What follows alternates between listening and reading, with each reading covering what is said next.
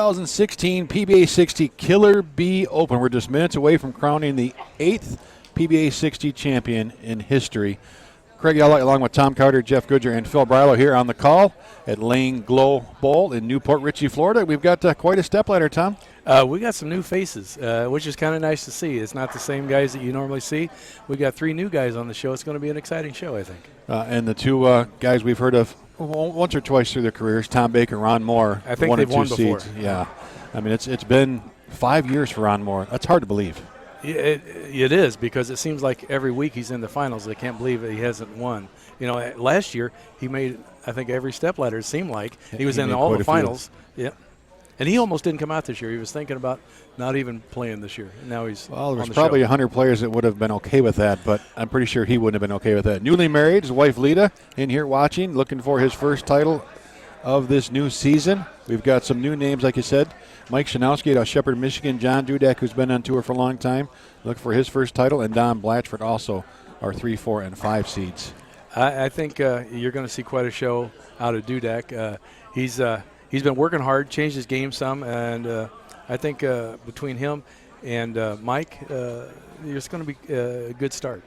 You know, Chrzanowski's been around for a long time. We'll go through his history a little bit as we get started, but we're on the PBA50 Viper pattern. Tom, you got the ball, you made the cut, you moved up a little bit today.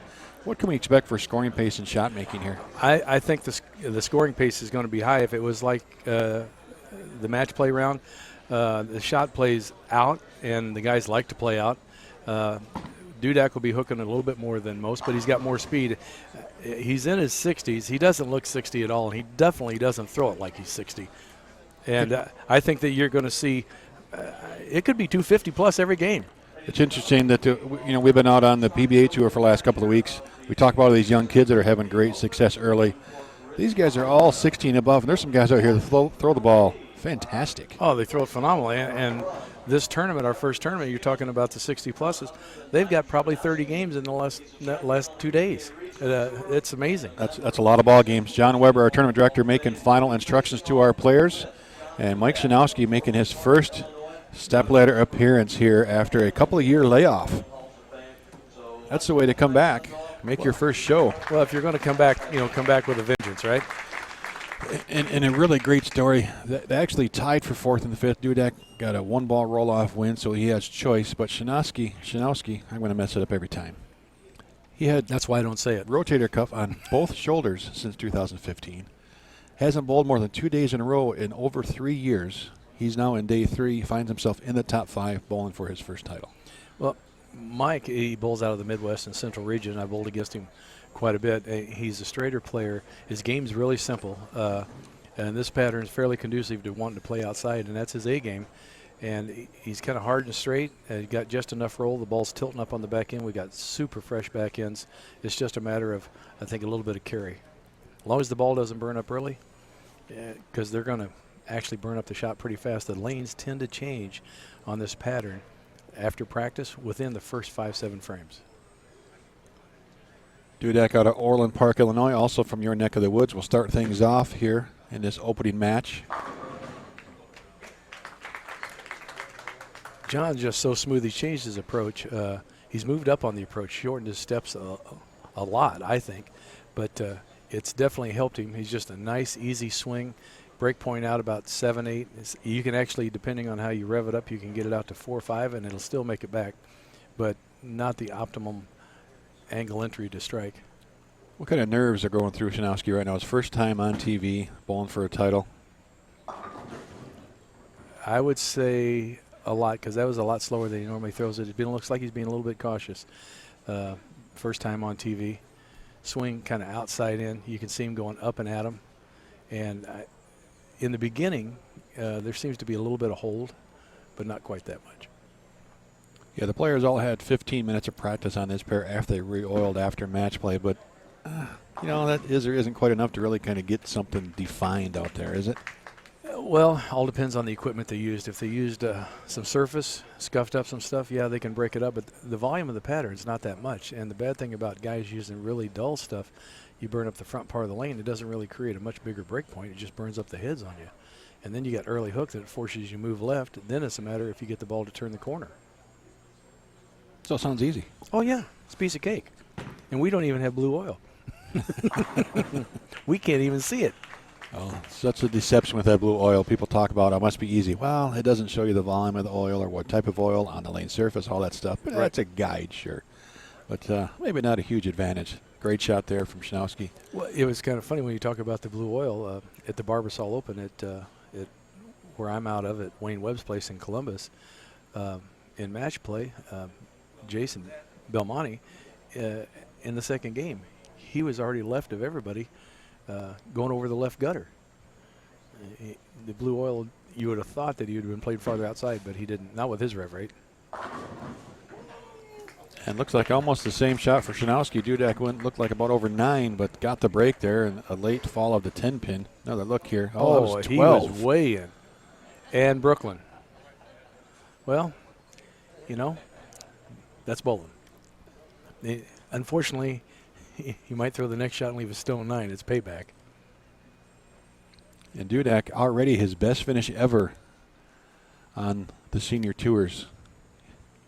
2008 he finished 12th at Decatur, so he's going to guarantee at least 5th here. So his best finish no matter what happens. And he shot a big game to even get here. He jumped from 8th into 4th with a big position around qualified 12th. I think he shot 279 in that game to make the jump. Yeah, jumped 3 different players.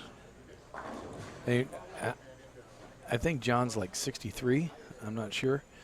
But he throws at roughly 17 up to 18 mile an hour, and he gets a whole bunch on it. Huge advantage out here against the seniors. When you got somebody like me that throws at 14 and a half, 15. And that's on a good day.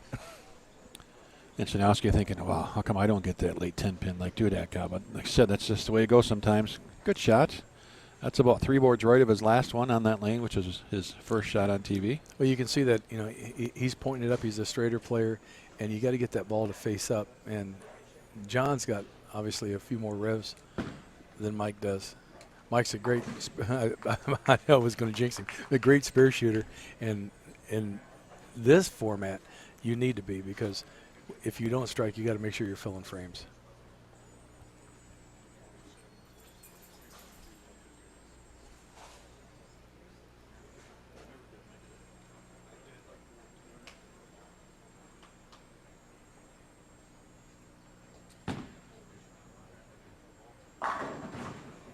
They seem to like the left lane better. I think so. It'll be interesting to talk to Mike after this, no matter how it plays out, and see how his shoulders are feeling after all this bowling the last couple of days. That's what he was worried about yesterday when I talked to him. He's like, you know what, I could wake up tomorrow and I won't be able to bowl. He wasn't sure, just with not bowling a lot and back-to-back days. Rotator cuff surgery is nothing to mess with. I've had surgery in my shoulder, but nothing like that. And I know how bad shoulders are. You have good days and you have bad days. There's some days that there's not enough Tylenol and Advil in a drugstore to keep the pain out. John's got kind of a unique push away, and he's had that for as long as I've known him. He kind of like pushes it up and holds it for a second. We always talk about dropping the ball into the swing, making sure it gets into the swing clean, and he kind of does a little bit of the opposite of what they preach today about the young bowlers just get the ball into the swing nice and smooth. And I think that might have been a ball change on that lane. It wouldn't surprise me that if the guys throw 2 different balls, because some of the pairs you could strike easily on one lane, and it was 10 pin, 10 pin, 4 pin, 9 pin on the other lane.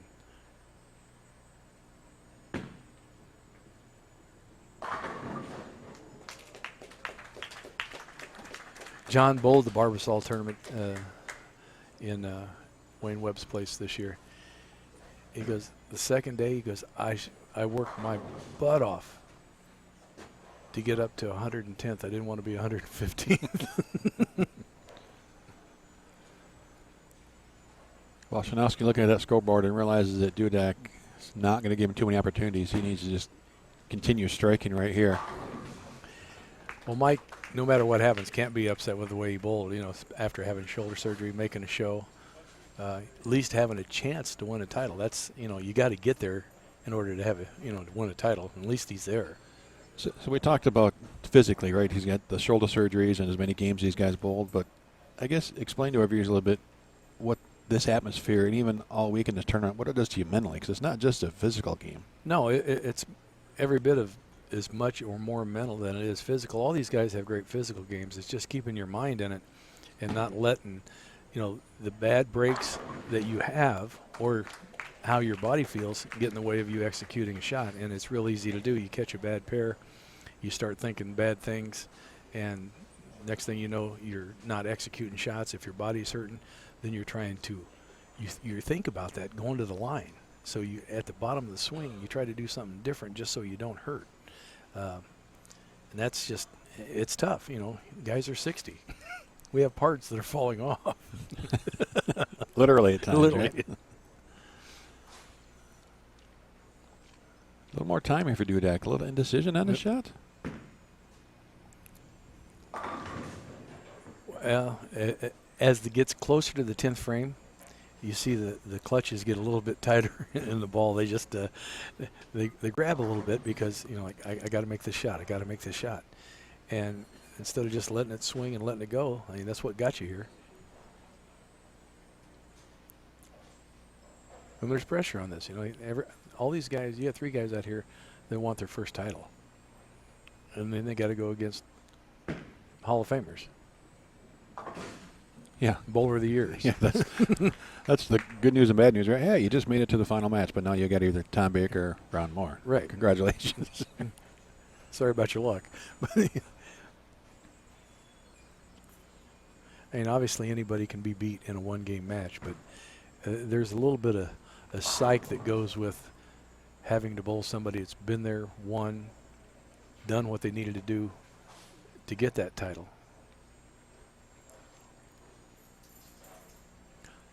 Notice John thumb in and out a lot, getting that thumb set. I think you see Wes Malott do that a little bit. Kind of gets his thumb in and out as he goes. I just think the last 2 shots with Dudak, we just saw that fidgeting a little bit there, and that one he just kind of got over top of, and another 10 pin. They're getting close to the 10th, and things are starting to rush. You got to keep your mind slow out here. I mean, the game goes by so fast anyway.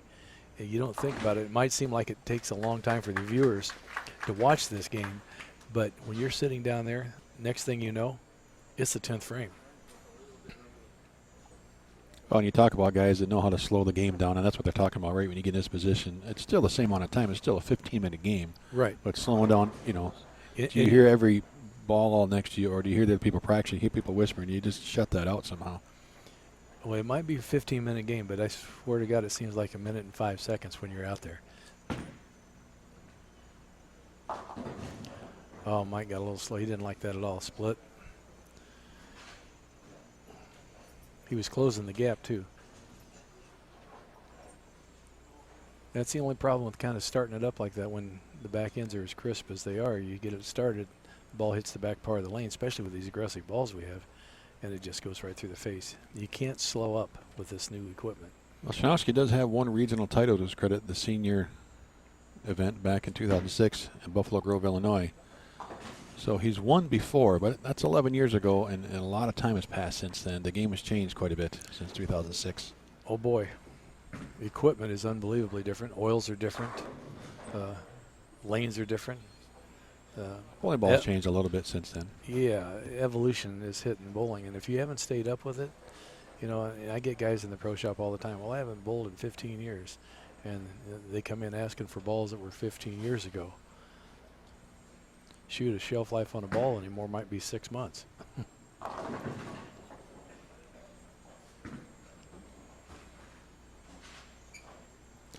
I think if Chrzanowski goes back and watches the replay here, he's going to see just his arm swing, those last few shots, a little inconsistent. Yeah, he's getting his elbow out. He's getting his hand around the ball. He's, kind of, we call it thumb down on it a little bit. Starts it up.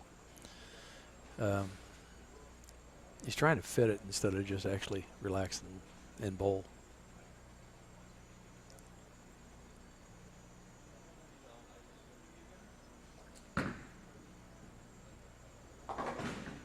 Good spare. We always say in lessons, bowling is just a walk in the park, and that's the way you got to look at it. It's just a nice, easy tempo. If you try to bowl you will fail, because you try to force shots, grab on it a little bit.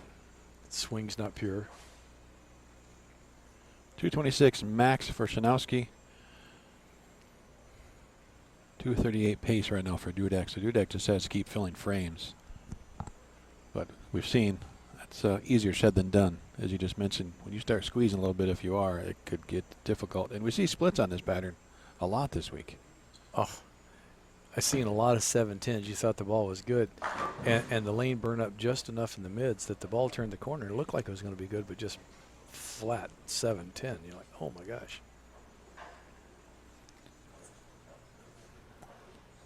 Got Don Blatchford out of Santa Monica, California, qualified 15th, got all the way up to 3rd here for this stepladder, waiting for the winner of this match. Blatchford also looking for his first national win.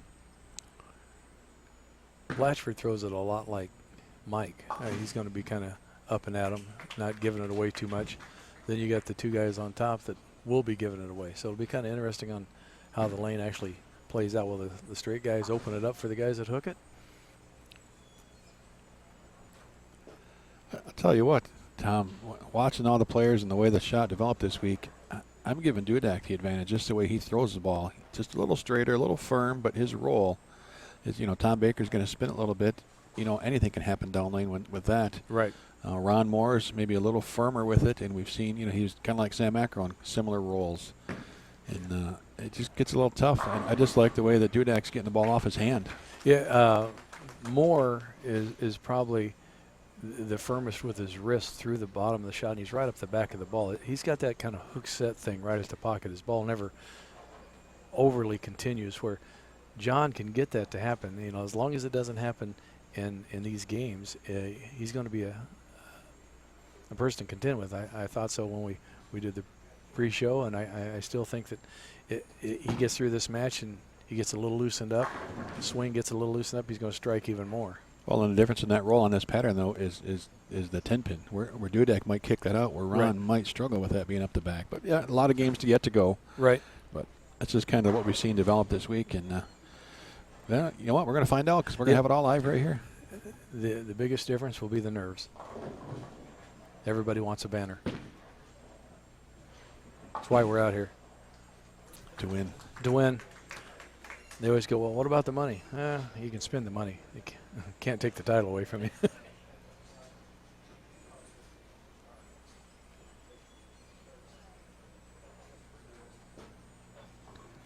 This is pretty much, unfortunately, all over for Mike, but he's had a great showing this week. Well, and that's what he's got to take from this, all right, is, hey, you know what, it's my first tournament in several years. Haven't bowled much at all lately. I'm going to finish 5th. It's a great start of the swing if he gets a chance to bowl, the next event here this week, or, a few more of these. It builds confidence, at least he right. knows he can do it, And so the next tournament, I think you go in with less pressure because you know that you can actually compete now. There's no question. You made a show. It's not luck. There's a lot of games thrown here. We had 12 games of qualifying. You guys are like, well, how many games are you going to bowl out there? That's, well, the 60-year-olds, the super seniors, we have 12 games the first day, not counting practice. And then we come, if you make match play, there's another 8 games today, not counting practice. So it's an easy 30, 35 games. And if you made the show, there's an extra 4 if you come from 5th. I got tired just listening to that description. That's a lot of games. Well, yeah, if we bowl 36 games, that's, if you only bowl one night a week in league, that's 12 weeks. Nice round of applause. Love the smile Mike had with that 11th shot. He's relaxed. Great finish. Congratulations. Nice tournament. He was in the top 10, I think, from game 1 up until this point here as he finishes 5th. And you see some other players give him a nice congratulations. They know what it's like to be out here, get your first time chance for the title. I know he's going to walk away. It's going to be a dual emotion. You're disappointed because you didn't do better, but you're happy that you got this far. When you get back to the room, it just collapse. Yep.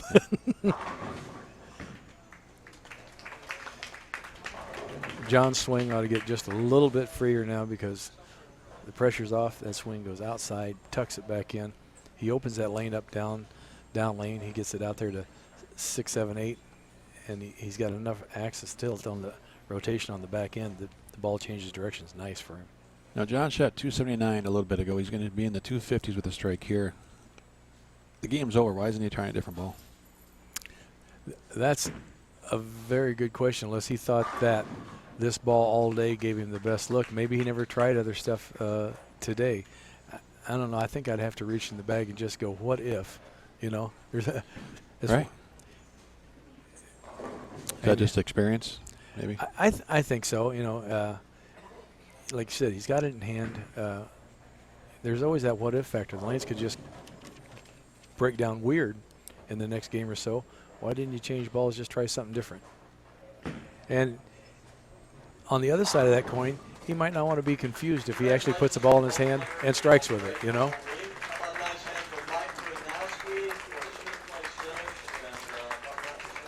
John moving on to compete against Don Blatchford.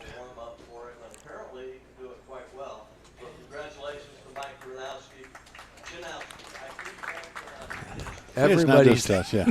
John Weber making us feel good. All right. There you have it. Next match, Don Blanchard, John Dudak. PBA60 Killer B Open, Lane Glo Bowl in Port Richey, Florida.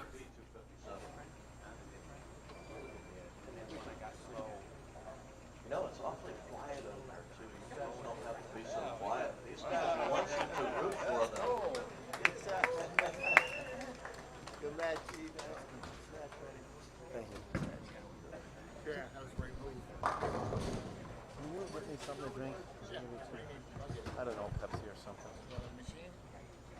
The machine, there's a machine down there. Huh? The machine down there would be good. Okay. You want a fountain drink? Yeah, a fountain drink with ice would be good.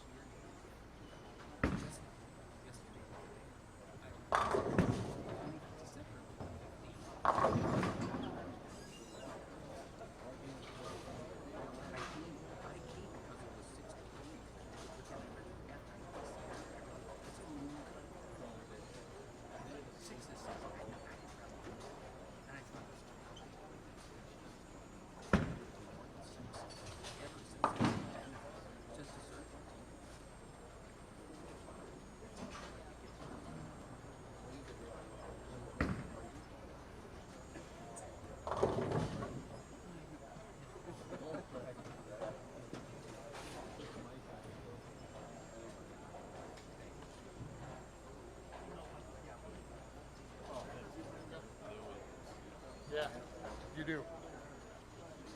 We're going to Sizzler. We're going to Sizzler.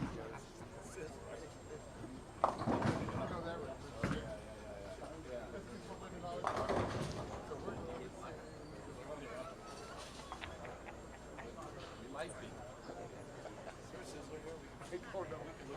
I'll buy. Hold it around. Yeah, yeah.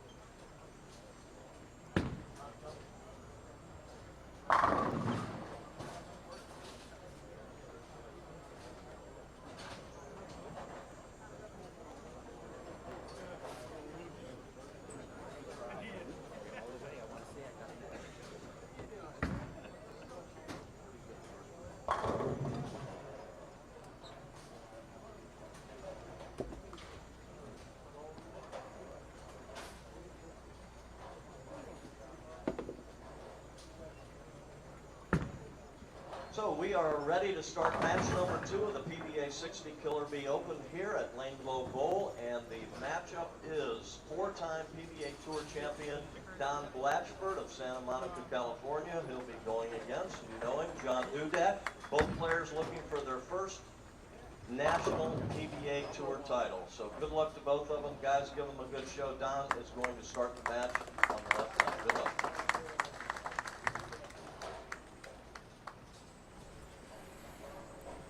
We are back. Don Blatchford going to start things off, looking for his first title. He's a very, very competitive bowler.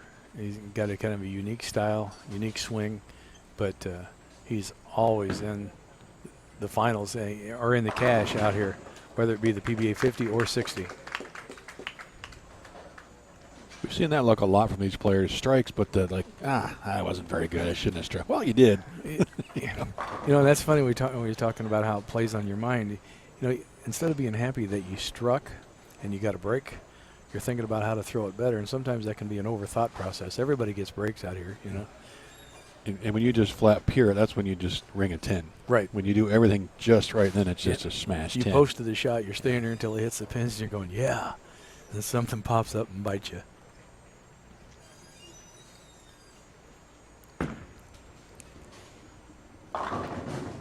Crossed over again for Brooklyn. He's liking that, I think. Yeah, I guess I'd keep the same ball if you strike on both sides of the he pocket. hit like 13, 14. Down lane, you can see the markers down lane. And if you hit, literally, normally if you just hit 10, you're going to be high and through the face. It could even go Brooklyn.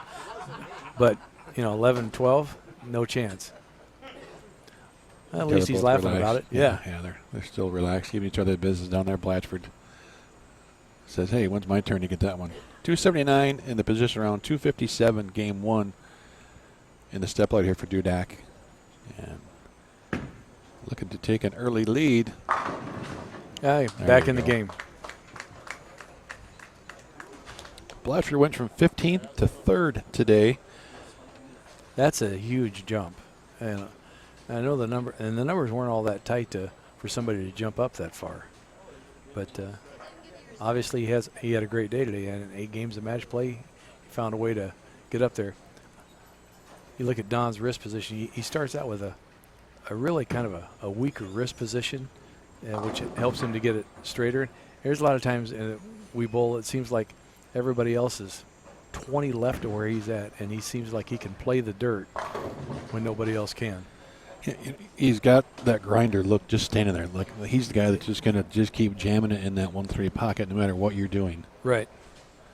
Kind of a Pete Thomas type thing too, right? Those guys can just get outside of anybody and just somehow they get it into that 1-3. And the ball never seems to read early. That's amazing. My ball tends to read somewhere in my backswing.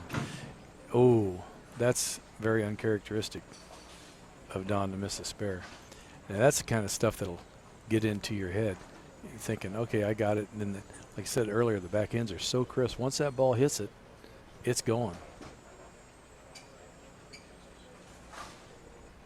Don with 2 regional wins and 2 senior regional wins to his credit out of Santa Monica, California. Oh. I know what he's thinking, but he just can't say it. And we can't say that on camera. That 7-pin almost goes. No. My goodness. So at this point, unless that crossover got into his head a little bit of John's, John's swing should be getting looser and looser because it doesn't look like Don's quite that lined up yet. But he can strike forever if he does get lined up.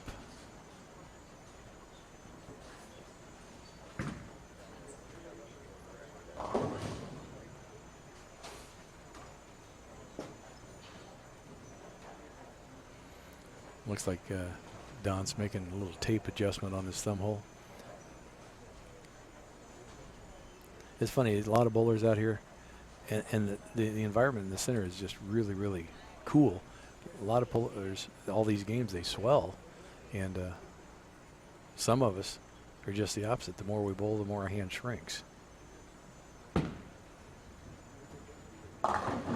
got to make a little correction on those scores. You see, they're getting that fixed now.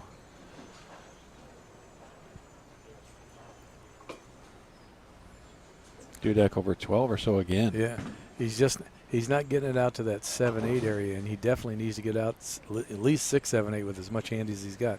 He needs to open his angles up a little bit, because if you watch his swing, especially in his backswing, he's so firm and kind of cupped up in the backswing that he's going to add a few extra revs to the ball. I'm always amazed, like him and I said Wes Malott, that they can take their thumb in and out several times and just take off and walk. I would drop it. Yeah, kind of some of their timing thing maybe too, just to get things going. And my thumb's so tight, I just want to make sure it's in there. I don't want to. Yeah, just a way of thinking that as a coach, sometimes you think, man, that would kind of make you want to squeeze it a little bit if it was that loose that you could actually go in and out that easily. But obviously it works. Who's going to argue with Wes Malott, for God's sakes? not me, because he's bigger than me. He's bigger than everybody on tour. What are you talking about?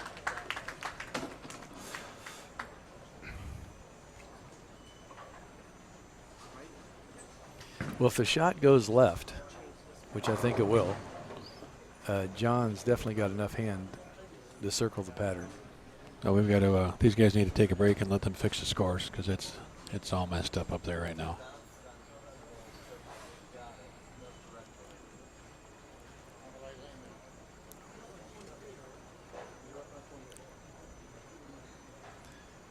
Well, I think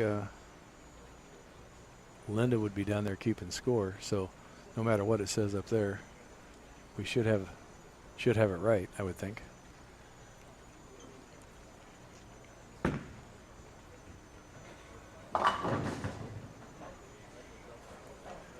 Don's looking a little confused. Lane's hooking more than he would like it to, I think. He's using a pretty aggressive ball, and he was left of 10 down lane. And that's just something that can't happen. You've got to get that ball right at that far marker. But you look at the down lane reaction, that 7-pin left on the left lane didn't make that violent turn left, whereas we're seeing the right lane do that just in front of that pin. Even Dudak's, Brooklyn he had, the ball just went left at, 55 feet or whatever it was. This is where, like in the fill ball the last game, I'm surprised, and you brought up the point that shouldn't he throw a different ball just to see what's out there and where the shot could go, thought that would have been a good choice. Shoot, even in league, and I don't bowl that much in league, but even in league, a lot of times throw a different shot, a ball in a 10th, just to see, if what I'm seeing is right. Or you might have a better look with something else. 7-10. Did we just talk about that? Yeah, and he'd love that off his hand. Yep. And yeah, he's tough. Like, okay, I got it. And unfortunately, that was almost a 5, 7-10. Yeah, we just had the Roth Holman doubles. Can we get a 7-10 conversion here? Nope. There's not many of us out here can throw it hard enough to bounce it out. I could run in from outside and probably get up to 16 mile an hour. You see our leaders, Tom Baker, Ron Mohr, getting loose down on the low end of the house. The unique style of Tom Baker. Shuffle, shuffle, little quirk. But, man, can he strike. My first match today was against Biggs.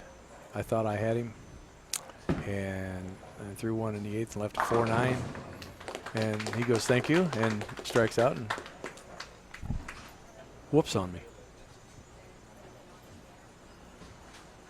Much better ball roll and release there for Dudak. He got the ball out to the right of the markers down lane. The cheater boards, as so many people call them now. I think we're all used to them. But I was in a center recently where they had those lane markers reversed.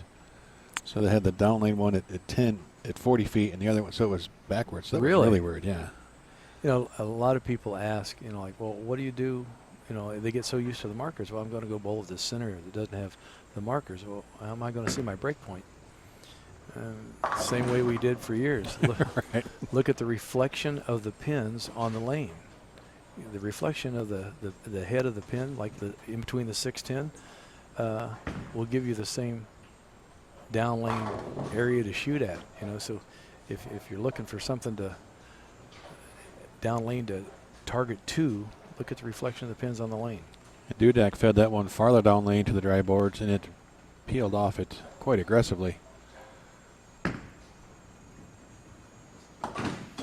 You know, it was kind of funny that yesterday when in qualifying we had our first 6, and boy, the lanes never just seemed to really break down that bad in games 5 and 6. And then we had a 2-hour break, then we come back, and the scores just started out just incredible. And the last couple of games, the lanes just unbelievably started hooking. They got what we like to call a little bit wet dry, and that's where a lot of the guys like Blatchford and guys just whacked them the last couple of games. Unfortunately, I struggled the last couple of games.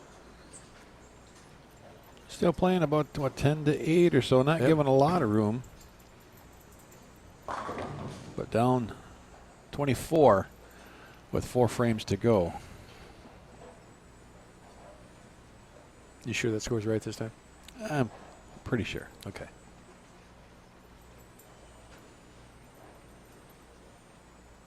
Strike here would just let Dudak know that he's not going to give up. Oh, that ball just took off dead left again.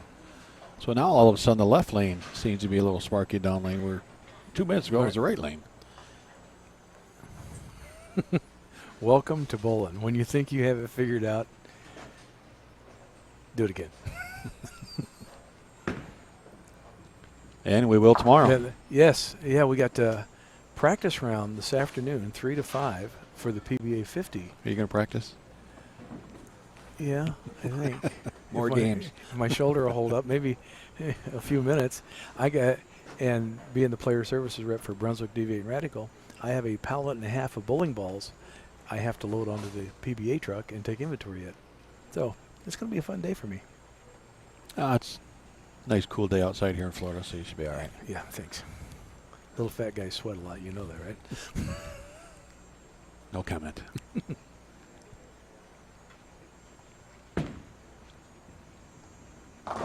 Oh, he liked that one. Ooh, almost a 7-10 there. They popped up randomly yesterday and today on shots that you didn't think it was, because he was kind of like stepping out. Maybe I'll get a light swisher out of that. Ooh, almost left 7-10. That's like, oh no, thank you. That's amazing how many thoughts go through your mind in that 2.3 seconds. Yeah. Oh, Like, I like the shot. Wait, no, carry. Okay, good break. Oh, and there's that thumb, right? You were just saying that loose on the thumb. I'm just saying. Uh-oh, his thumb came out. Oh, wow, that could do it too.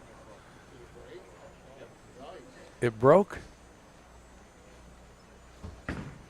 It did. The bottom of the thumb broke. That looks like that Chris Barnes thing on that video you keep seeing. And that's his spare ball too. Yeah. Well, if that's the bottom of his thumb, that's his actual. Oh, Lord. Yeah, that's not an easy quick fix. There is no fix. And unfortunately, you can't run out to the truck because the PBA truck is not open. So we're going to have a break in the action here for a second because he's got to figure out how. Whoa. Well, luckily, it's a 7-pin. You can throw a strike ball at it, but that's going to Right. make a difference later on here with no plastic to throw at the 10-pin. Don't leave just him. don't leave them. Yes. Yeah, we figured we that solved out. it for you, John. Yeah, just don't leave them. But now again, so now that's kind of in your head, right? Well, hope this ball doesn't do it, but you just got to shut that out. Oh, no. Okay, I thought he might have been a little bit too far left on that. It had come out of the oil.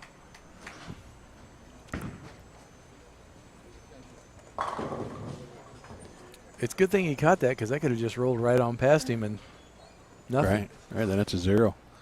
192 max for Blatchford. 215, 219 pace for Dudak. Well, John's just got to hope that he just keeps striking, or if he does leave something at 4 or 7, he can use his strike ball that. And then during the break, figure out how to get a spare ball. I'm not sure if I've ever seen that before during the approach where you just feel a break in your hand. All sorts of. He could have hurt himself. Could have. Yeah, that could have been disastrous. Well, that's what bowling does to you. You don't have a spare ball. You were going to leave a 10-pin. I remember one time when we owned our center, and it was just a thumb slug. It wasn't an interchangeable, and the glue had cut loose, and I went to throw, and you felt the sleeve start to come out. I threw the ball, but I instantly grabbed my thumb, and I didn't want to look down because I knew that part of my thumb was still in the ball. And I looked down, it was still there, but it felt like I ripped my thumb off. I was scared to death to even look down. I just knew there was going to be blood everywhere.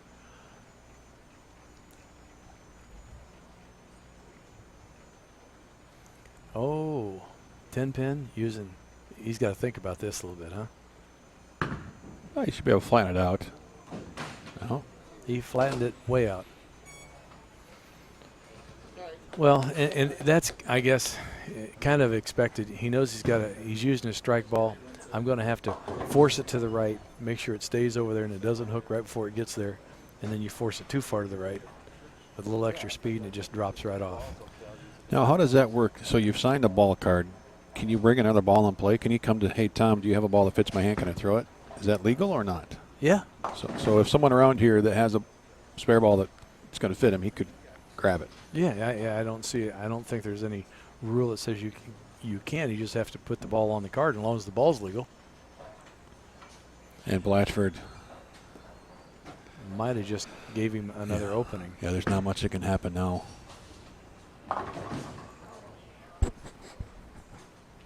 Yeah, he's max is 170. Any type of a mark in 2 frames, and Dudak's going to advance. So he'll have a chance more than likely while Ron Mohr waits in the wings, gets his practice to maybe go find another spare ball. Another spare ball. Or at least a ball that he has in his arsenal that is weaker that he knows he can throw straight. On that note, there is no surface adjustments allowed after this has started, correct? So Right. you couldn't go take one of the balls and just polish it. No.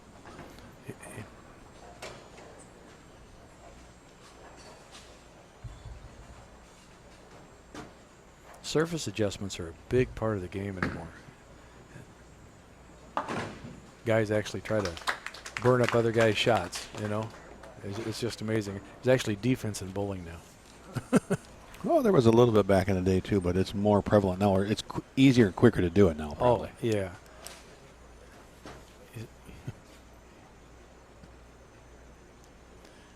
John's got to have about 1,000 things going through his mind right now. Get out of this match in the break, figure out something.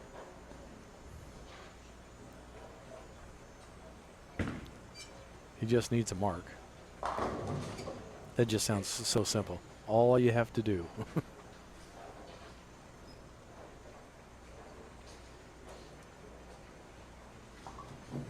He doesn't even need a mark, it doesn't look like, if that's right.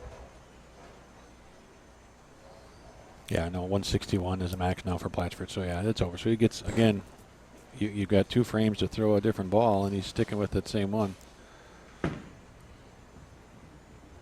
He bumped in a little bit.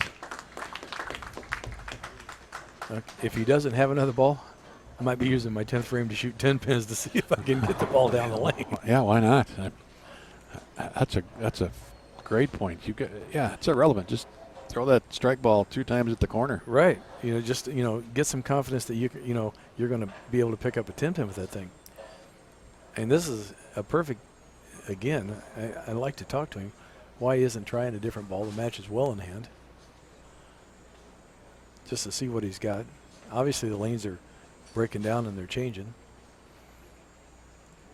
And the other 2 players that are coming up, I think, are both throwing surface, so they could even change more. Left of target all the way. Be an interesting couple-minute break for Dudak. What he does, how does he settle the mind and just forget about what's happened?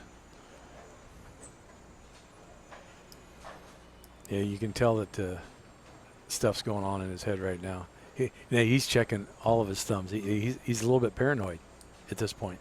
Oh, absolutely. And you can't blame him. He's like, God, I hope another thumb doesn't come out. I guess that's the advantage of doing that. Maybe you know if your thumb is coming out. Would you go tell him to throw another ball? I would like to yell through this monitor. Then we'll quit talking about it. Wait a minute. Hang on. I think he's tell you, I was yelling at my cell phone yesterday watching our buddy Zeke Bate bowl the doubles, where he had that opportunity to throw a different ball, and I said, throw a different ball, and I'm yelling at the phone in the car on the way to lunch, and he didn't. He still bowled fantastic. It was great to see that, but again, experience. You have. It's Yeah. information for something. Right.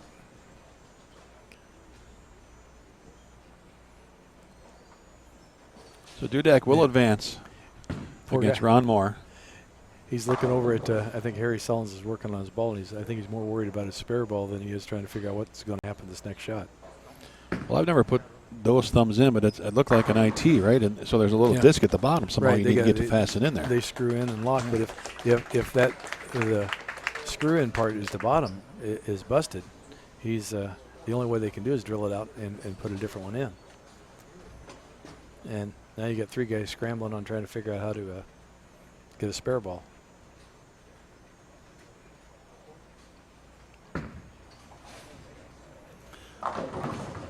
I know Don's disappointed. He was, after having such a great run, coming from 15th all the way to 3rd, thinking this is, a good opportunity. And you have to bowl against one of his good friends, too, if he gets to the title match, Ron Mohr. A lot of times they travel together. So I know he was hoping to be bowling for that title. But still not a bad payday for a weekend. No, obviously a great finish. He has an opportunity to potentially win a title. But he's going to shoot, 151, looks like here. So we're going to be semifinal match here, PBA60 Killer B Open, Lane Glo Bowl, Port Richey, Florida. Ron Mohr and John Dudak with Hall of Famer Tom Baker waiting for that championship match.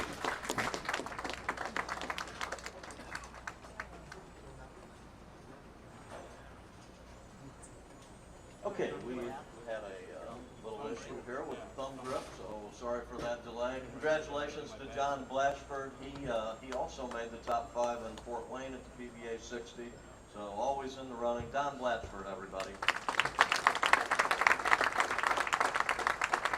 And John Dudak, despite the mishap, he's still in there playing, and he'll be facing none other than Ron Mohr shortly. Tommy, the tournament leader, gets 4 practice shots before Ron. Ron will come on for 6 more, and then we'll get the semifinal match underway for him. And hopefully John Dudak will have his original bowling ball back. We're trying for it.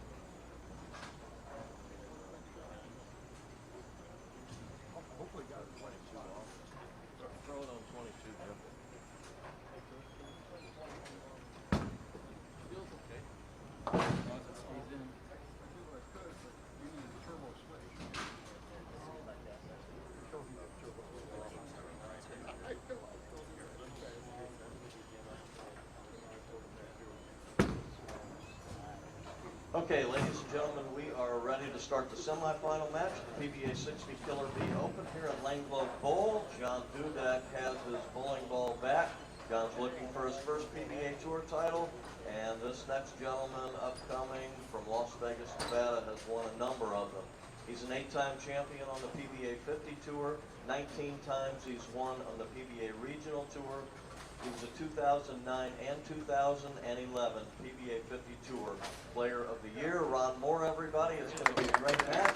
John Dudak will start the match in the left lane. Good luck, guys.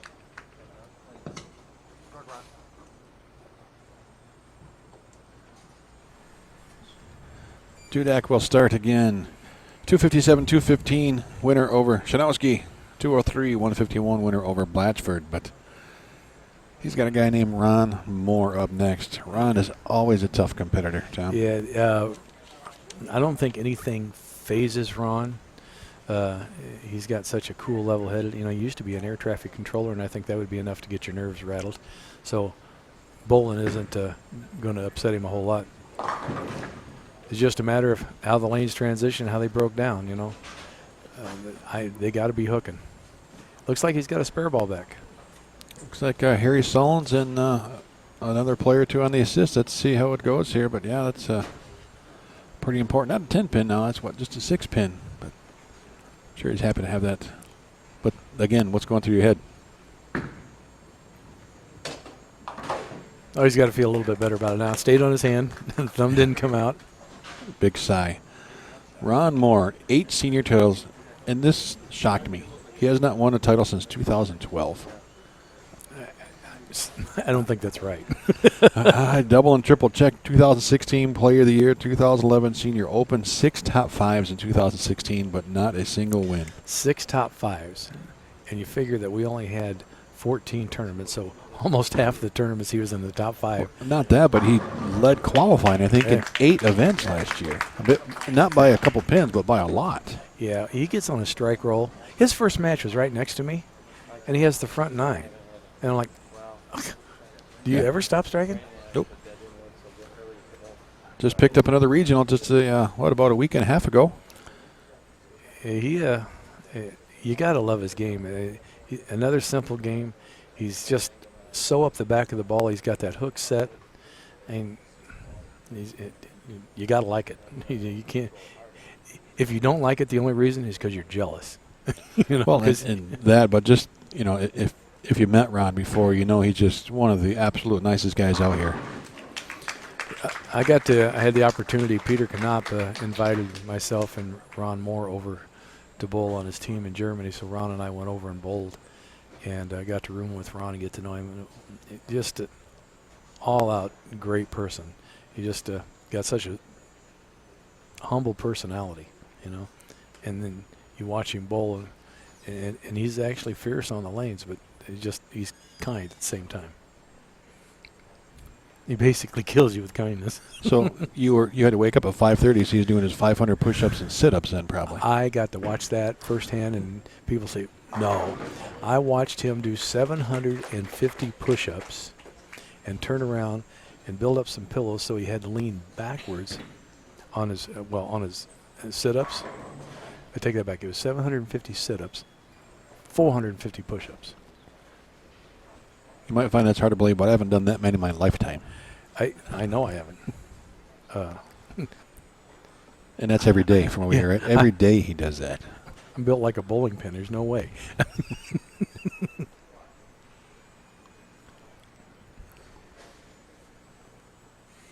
It was amazing. He's sweating like crazy. And the amazing thing when he's doing the push-ups, you see people do push-ups, they're just cracking them out one right after another. Ooh, bad break. He's push-up, get set, go down, hold it, push it back up. I'm going, oh, my God, you're killing me. Either the lanes are going through a little bit of transition. He tried to move in to get away from the early hook, or he just didn't catch that at the bottom. I think a little bit of both on that one. Just bumped in, tried to feed it those drives a little quicker and missed it. And well, giving an open to Ron Mohr early on like this, that's just like throwing a quart of blood in the ocean with sharks around. I mean, yeah, you don't give this guy a break because he strikes a lot. And it's evident by, the player of the year, the titles he's won, all the tournaments he's led. He steps on that approach. His mental game is so rock solid. He's got kind of a unique, if you look at his stance, look at that index finger, push really hard on that ball. That locks up that wrist and keeps it really firm through the swing. And I think that was one of the big reasons his ball never really reads the front part of the lane that early. He just is so strong in that wrist. But that's exactly what we talked about in the first match, Ron Mohr's ball roll on those 10 pins. Look at that, he actually knocked slid it. Yeah. Wow.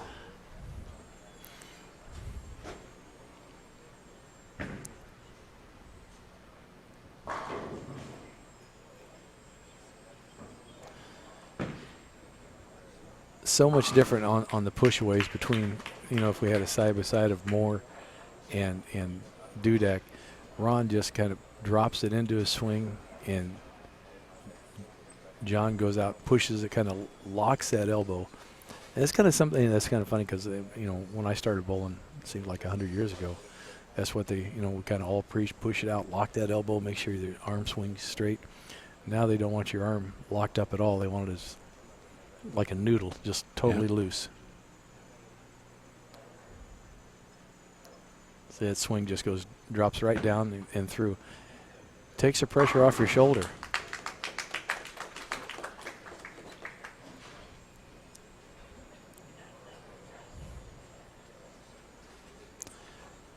Ron kind of beats himself up a little bit because he expects every ball to come off his hand perfect, and he expects to strike. And if he doesn't, you can see him get a little wound up, but he strikes so much. Well, and with good reason, right? Because he's had so much success. I mean, a former player of the year out here. He's, he laps fields in qualifying sometimes. It just, last year was a really tough year for him, in match play. Just couldn't figure out how to get those wins. And that ate at him probably all off season. But he's back here, rejuvenated in 2017. Just married a couple weeks ago. Back in the winner's circle on his way here to New Port Richey. And you got to believe he's going to have a pretty solid 2017. Yeah, and it's hard to believe that he said he didn't think, he was thinking about, and that might be because he just got married, but he was thinking about not coming out this year, just taking a year off. And I'm like I said, the other guys would have been probably happy because there'd be one more check, because he is going to be in the finals every week. And it doesn't care about the PBA 60 or 50. He's going to make the finals, both of them. Well, and if he looks back at last year, it's not like he was 60 then. Beat, but he was getting beat by Pete Weber, and Pete had just yeah. You can't even explain that season last year. Just stupid good season. Yeah, 5 titles in a row. And I think Pete was in the 6th one was actually nervous, in that title match to win. That was something to watch. A little high, but he kicks the 4 out. Nerves might be getting to him just a little bit because he knows he has to perform here. Well, it's already his best finish ever for John Dudak. And, but you can't look ahead. You can't look to Tom Baker, and you've got to get past Ron Mohr first. Right. And that's just not an easy feat.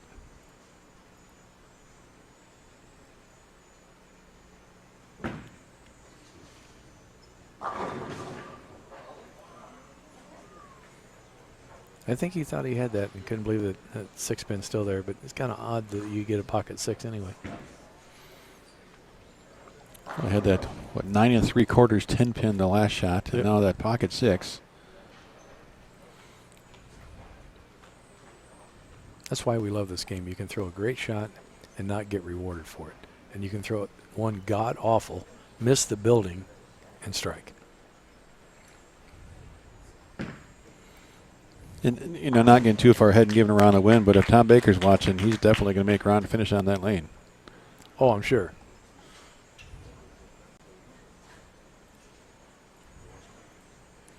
Now, Bakes isn't even practicing, so I'm sure he's sitting off to the side kind of taking it in, see what's going on.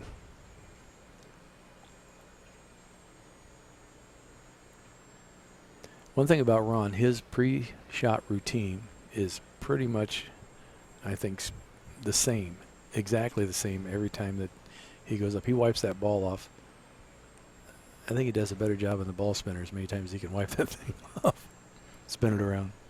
But, you know, that's an important thing, right, to keep your routine consistent, because that's just one less thing you think about. Right.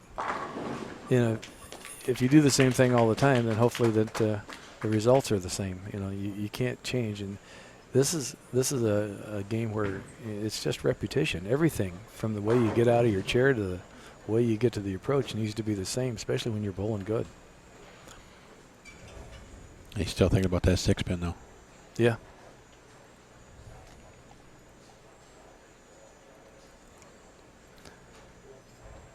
Ron's one of the guys, too, that doesn't really like to watch his opponent to bowl in case there is such a thing as a lucky break. He doesn't want to see it, you know, because that kind of stuff will get into your head.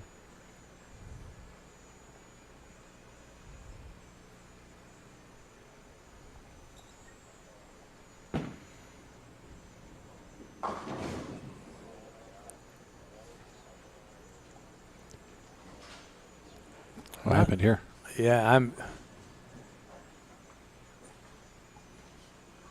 I'm going to say that he just didn't catch that because he looks as confused as I think we are here from Washington. He hit like 12 at the arrows. He took it out to 8, and the ball just never read on the back end.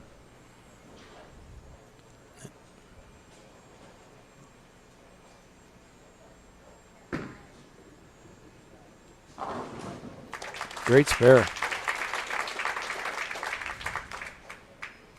Another one of those spares you love to hate.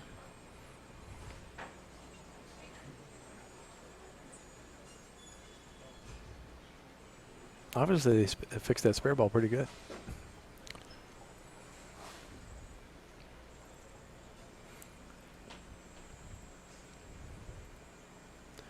He's got a unique way of getting his approach started because he's got a real, if you've seen his feet, I mean, they're a mile apart. It's like he's getting wedged in there, and then he gets his legs up and gets set.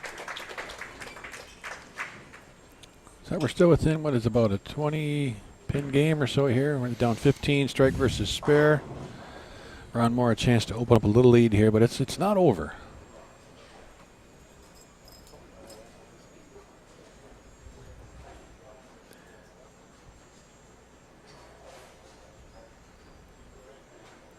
You watch Ron, he just, you know, he talking to himself, you know, let the air out, getting up on the lane. And he's throwing, like I said, there's enough oil in the middle, and that's the same ball he's using a phase 2 that he started with this morning that he shot 279 with out of the gate. Same ball I watched him, I was bowling right next to him yesterday on 1 and 2. He shoots 279. We had a breakdown on lanes 13 and 14. We sent to 1 and 2. Guys are worried about how that pair was going to play. Ron goes down there and shoots 279, so assumed the pair played okay. It's good for him.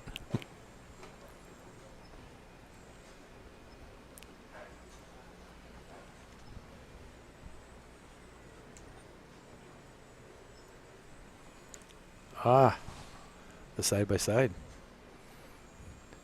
Totally different in the way they get to the line in the first 2 steps.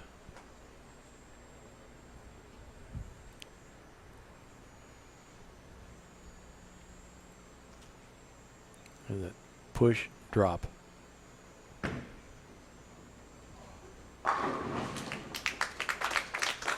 Get a little fired up.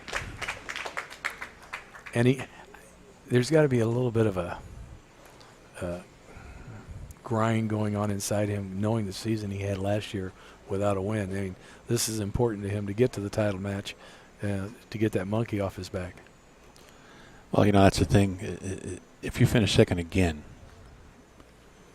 that's got to start getting into your head too. Yeah. So, but to come out with a win, then it's going to be such a difference emotionally between. I mean, yeah, a win's a win, but with the season he had last year, to lead that many times too. Yeah. He caught all that one.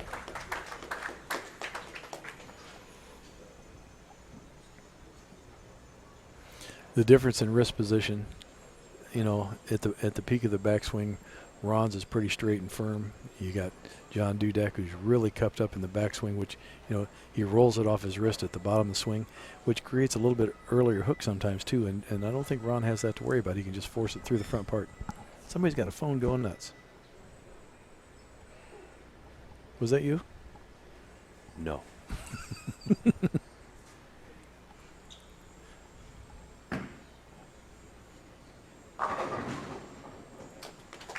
Dudak.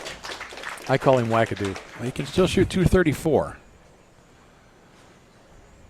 It's not a bad game. He's walking that one out. Like, come on, hold. Come on.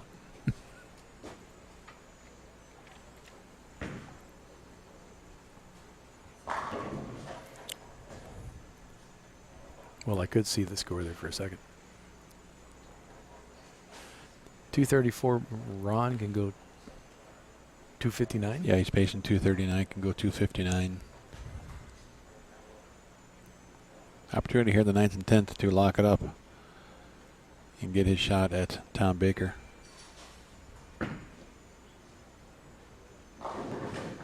He didn't like that one at all. Not one bit.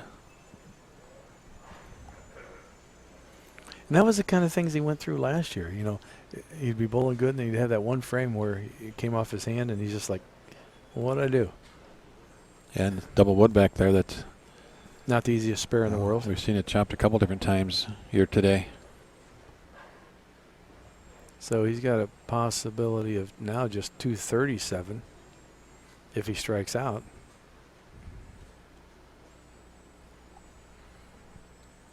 Which is still a win by 3 pins.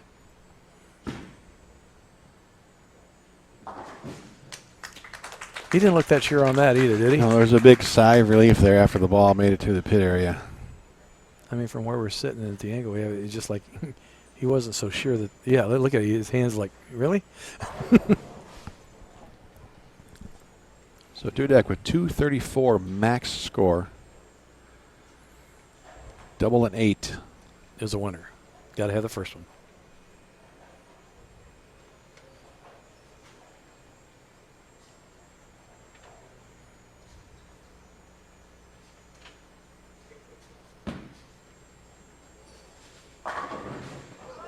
Oh, Messenger out tonight. He wasn't sure about that one either. Then he got a break. It goes right back to what I said, that what goes through your mind in those 2.3 seconds. I like the shot. No, I don't. Okay, Oh. yeah, I'll take it.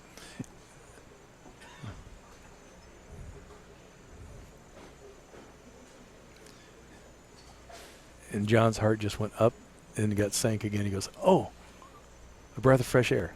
Darn.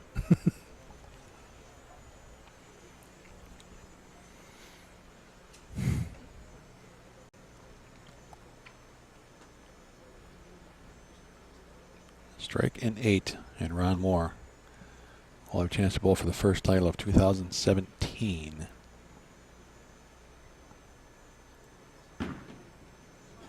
He's liking that one a little bit. That's why you don't give the guys that win a lot breaks, because they take advantage of them.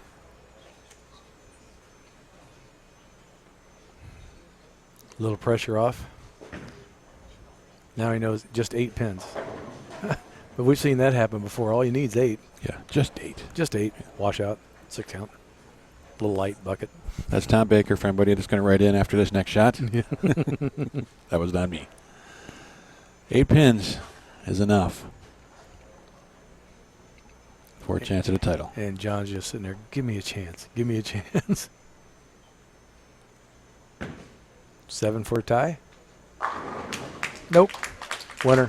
Man, you're living on the edge there. I was, I'm always the underdog guy, Ron Mohr out of Las Vegas will take on Tom Baker for the PBA60 Killer B Open title.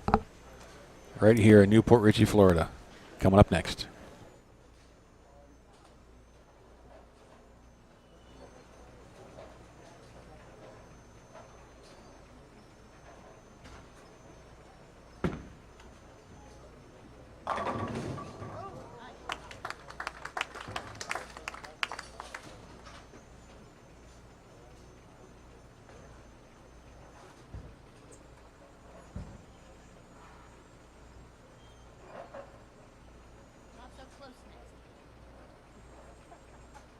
didn't do it on purpose. 6 pin and hole, 10 pin and move and not fall down.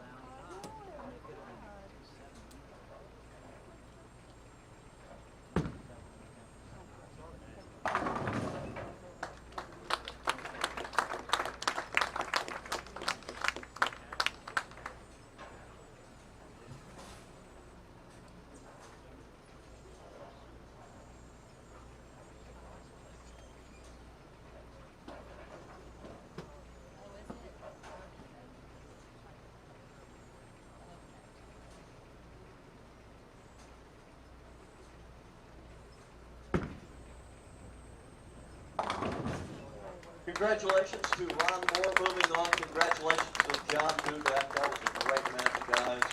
I believe that's John's high finish in the PBA60 Tour. So great tournament for John. Ron Mohr moves on. Bit of a sigh of relief for Ron. He's had a share of, shall we say, bad luck in the top 5.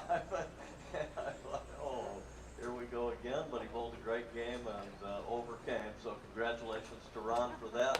Tommy's going to get 8 shots before we start the championship match. Nice bowling, guys.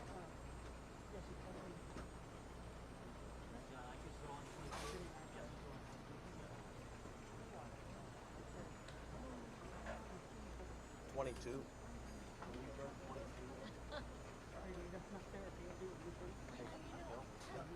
Can you count Tommy's shots?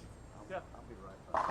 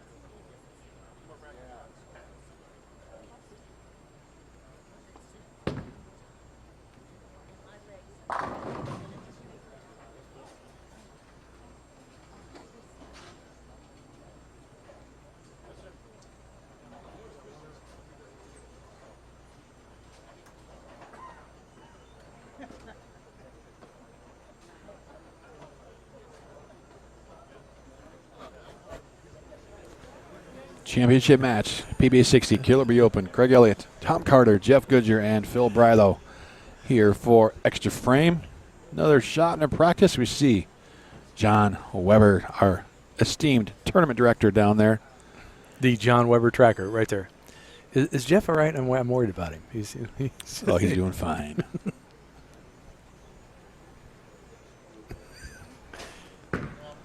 So what a way to kick off the season, though.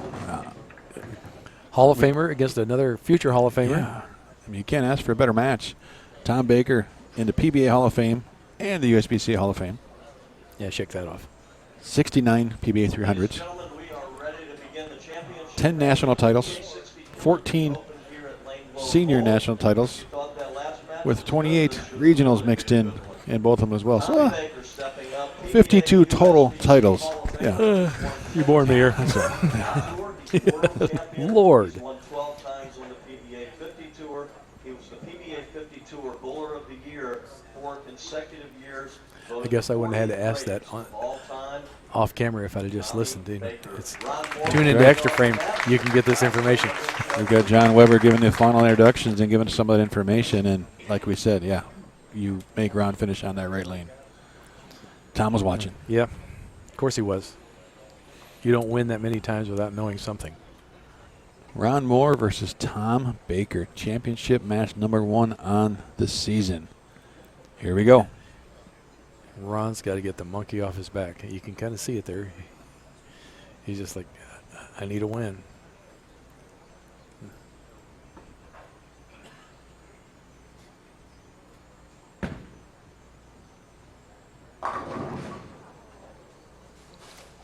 Not the way he wanted to start. And he thought it was good.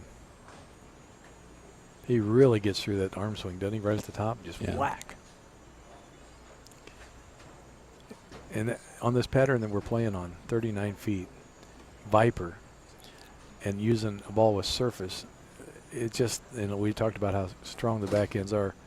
That ball can lose. It looks good, but it loses just a pinch enough energy that when it turns the corner, it doesn't strike. Well, explain to us a little bit, Tom, though. I mean, that was a 10 pin, but that was a flat 10, not the ring 10. So there's a big difference in the two. Oh, yeah. When a ball's got to slow down and strike, but if it slows down too much, it hits the pocket and it's just a flat 10. It's not driving through the pocket at all. And that's just what happened here. There's just so much friction on the lane right now. Tommy, with a different release, he kind of spins it through the front part. His ball stores more energy on lane conditions that tend to be a little bit drier.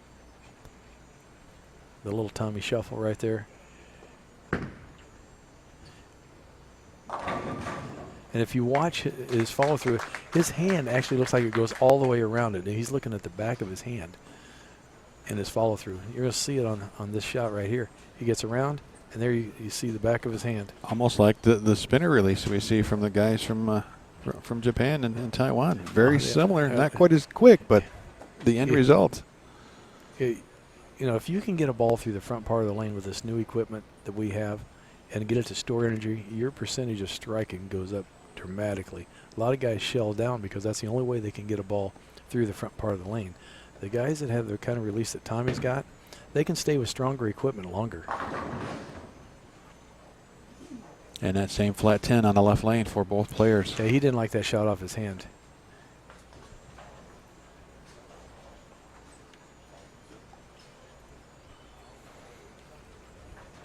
When my first match was against Tom this morning, and he actually dropped 2 shots. His hand was so swollen up from the bowling the regionals last week and all the games today, and he just stuck and got a break there.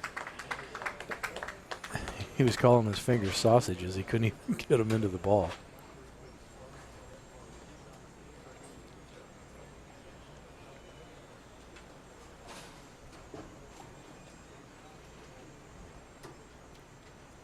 You see Ron talking to himself, even shaking his head. Yes, he's a lot of self-talk that goes on with him. And I think that comes from bowling with Team USA. You got to get into your head, and it's all positive talk. You never say anything bad.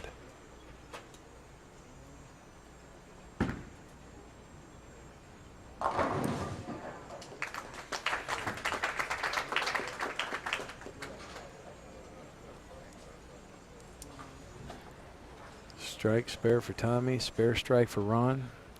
All even in the first. We just got to see what happens the rest.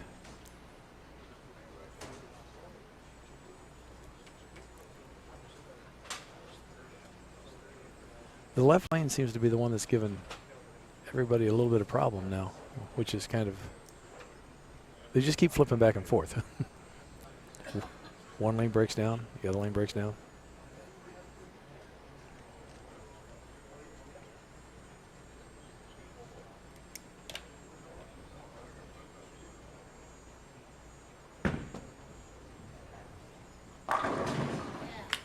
Ron liked that one. He kind of stood up on that. He's like, come on, please carry through the back end. That ball continued better. He might have moved in a pinch because that ball did not stop. That 6 snapped out to 10. Well, of all the titles that Tom Baker's won, this is potentially his first, same for Ron Mohr, their first PBA60 Tour win. This is the 8th PBA60 title awarded in PBA history.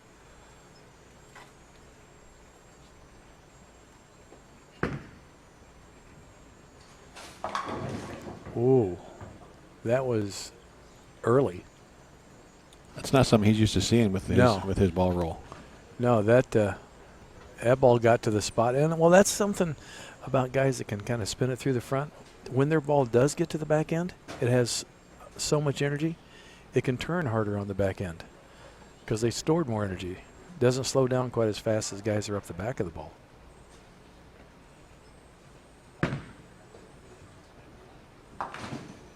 I don't think Tommy's style has changed over the last 30 years. I think he thinks it has, but it hasn't. And that's going to be part of his success is he doesn't have a ton of moving parts. It's not a huge backswing. It's not a big power game. It's pretty simple. Just get it off your hand.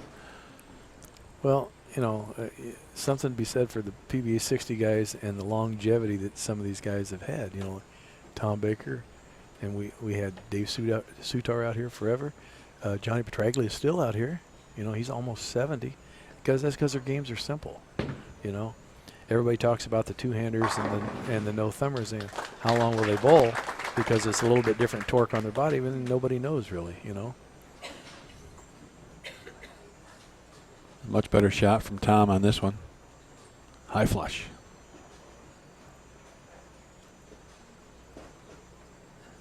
Past winners of the PBA60. Bill Henson, Jim Knobloch, Sam Macarone, Bill McCorkle. Kerry Painter won the first one in the doubles. Don Sylvia just last year. Got a little teary-eyed over that one. Good luck with his name. Yeah, Junichi. I wish I could say his last name. From Japan. And you heard the crowd reaction on that last shot. I think it's a 9-pin, but that was some very strange pin action.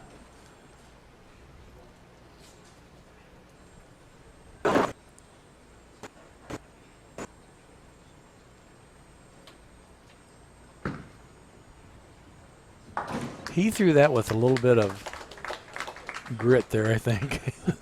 A little bit. You can tell he's having reminiscences of last year. Don't let this happen to me again. It's got to get into your mind a little bit. You just got to, and you can't think about it. You just got to make good shots. Well, that's the good and bad. I mean, his last championship match on the National Tour was against Don Sylvia back in August, so you've had all that time to think about it. And you can't go back and fix what happened. You just got to look forward and just make good shots. We've got us a match right here. So many young players worry about the frames that they already had, that either they didn't carry or they opened, and you can't worry about that. There's no mulligans. Can't go back and fix it. Just focus on the present. Interesting talking to Don Sylvia after it was his first win, and he drove driven up to Indiana to retire, then he wins. I said, "What are you going to bowl again?" He said, "Oh, I don't know." Well, he wasn't here today. No, I'm surprised. He lives down here. Right? Yeah, he's a Florida guy, so maybe he's holding true to his word, going out on top. Much better arm swing there. And he got that a little farther out down lane. Is that the difference? Well, that one shot that went really high, if you watch his swing went way to the right, which normally makes the ball go to the left early. And that swing was much straighter, longer through the to the point of the release and target.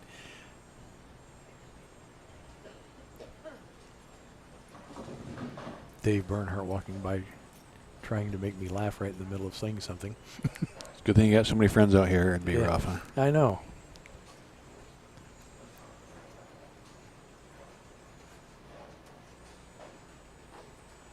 A little wiggle, wiggle, shuffle. Strike to keep it even. That worked, and I wasn't so sure that he liked that because that was another one of the swings that went out to the right. If you on this replay, you can see his arm just, boom, goes way to the right. And like I said, normally that makes that ball go up a little bit high, but that one held. The thing I like the most about that shot, though, is you see he watched that ball go the entire way down the lane through the pins. And he's taken that information to make his next adjustments.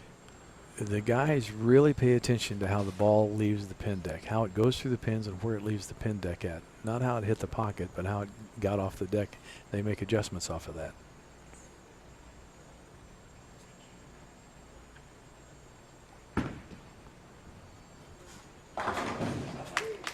Ooh, I don't think he liked it, but he'll take the break. Doesn't get much closer than this. We are tied through 6 frames of the championship match. Another look at Ron Mohr's shot. Right about there, it starts to go left. He's thinking, oh. He thought that was high. At least it kind of looked high. Well, he went to that high 9 pin. That one goes high. He's going to have to make an adjustment on that lane.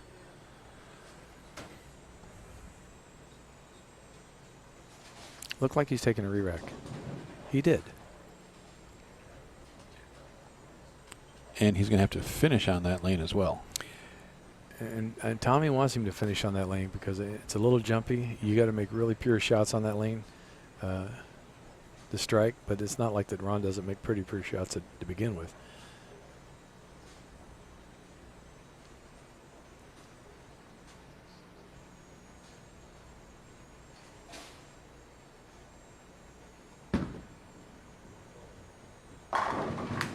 We definitely have a match. Ron's got to be pretty happy with the way he's throwing the ball right now. You know, he's just, you throw it that way, breaks are going to come your way.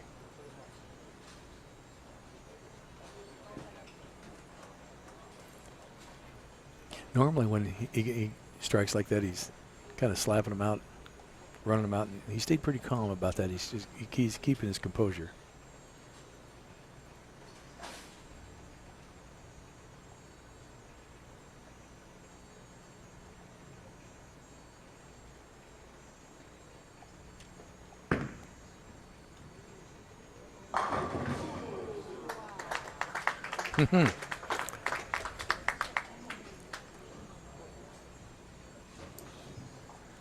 You know, if this match right here doesn't keep you convinced on what good your Xtra Frame subscription's for, I'm not sure what else we can offer. I mean, Hall of Famers, great bowlers, great guys. First title of the year on the PBA60 Tour. And I think it's going to be 250-250. And we talked about that. It's going to be a high-scoring match. And this is the reason these guys are on top, because they figured out the shot, and they executed, they made good shots, and pretty much led both of them, you know, 1-2. You just kept flipping back and forth this morning between these two guys on who is actually going to lead the tournament.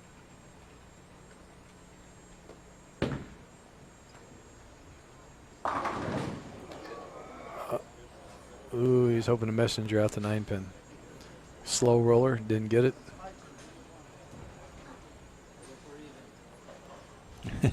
Yeah, Ron Mohr and Tom, that exchange. Tom says, it's my turn. Ron says, well, we're even. I'm not sure Tom's feeling that sentiment right about now. No, I don't think so. But we understand what they mean. And there's just a bunch of great guys out here. They just, everybody wants to bowl. We all want to compete, you know, but It's not cutthroat. Guys are having a good time. Try to make the crowd laugh. Be interactive.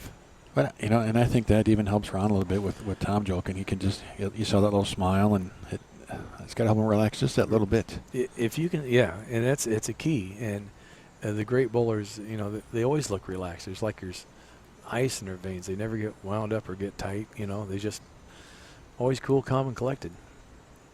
Like you said, now that he got that little laugh there, that kind of takes some of that pressure off.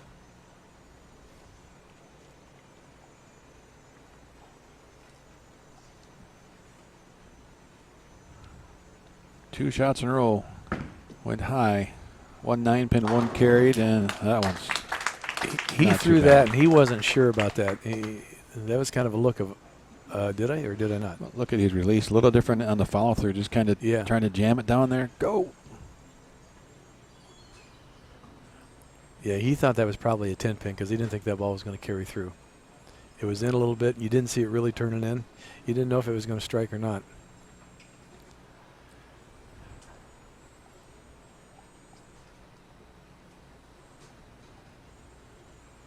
Ron can definitely put some pressure back on him if he strikes right here. Well, the strike here definitely makes it tough for Tom Baker. Ron would not be shut out, but at minimum, he needs 9 spare.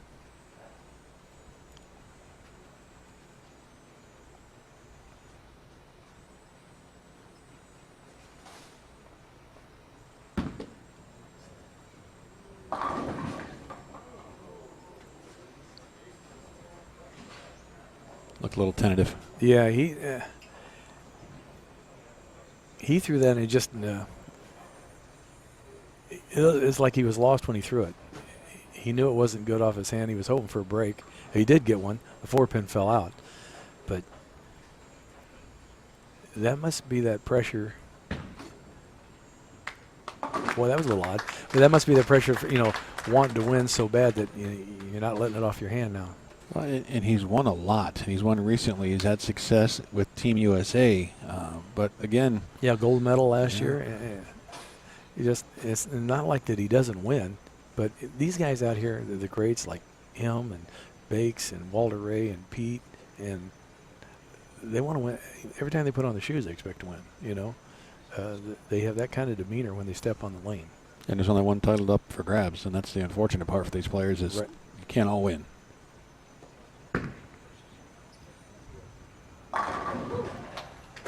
Tommy punching that one out. Tommy with a possible 248.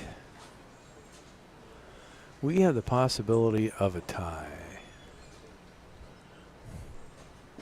That's why that 9 count was so important for Ron and that last shot to, an 8 count, and the tie's not there. The possibility still exists. Definitely Tommy's got, he's kind of in the driver's seat. He gets to finish first. If he strikes out for 248, Ron's got to match it. And Tommy knows Ron's not on his favorite lane.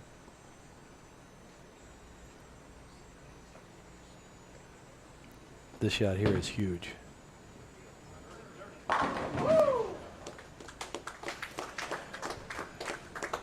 First one. Maybe that's why he's got so many titles.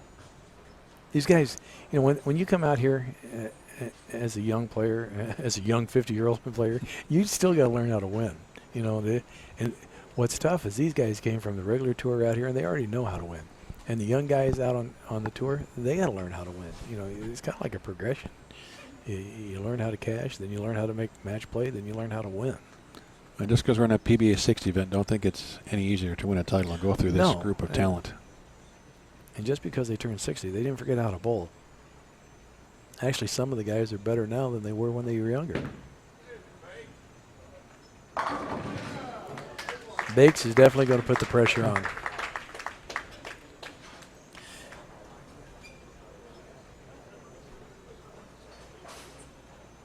One of the best shots of the game.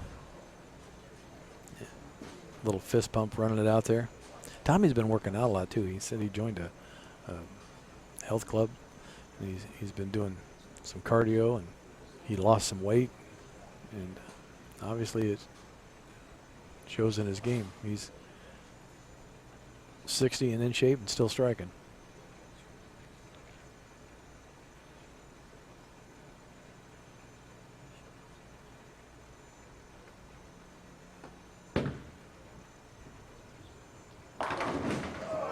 Oh,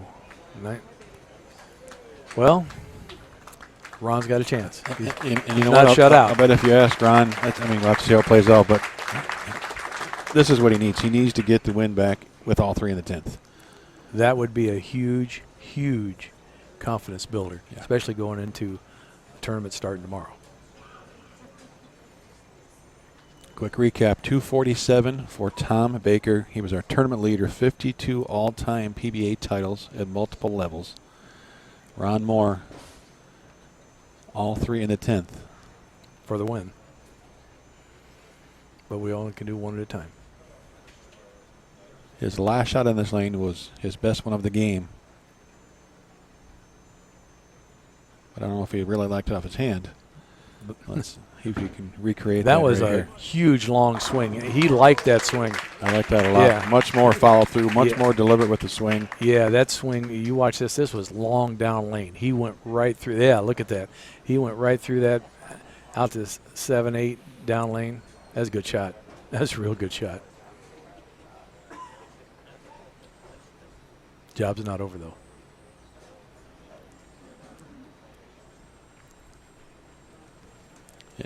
But this is the kind of position that even as a kid or whoever, you dream about being in. I want to throw 3 strikes in the 10th to win a title. It makes no difference. You know, that's what you're out here for.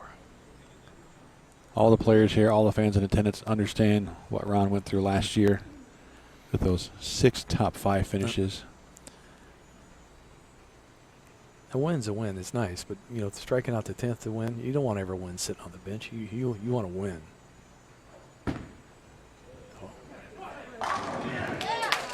We have a match. We have the possibility, again, of a tie.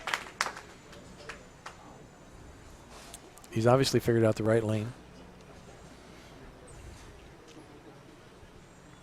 This didn't look as good off of his swing as the other one. That went a little high. Cut it short, just a touch there. But good result as well.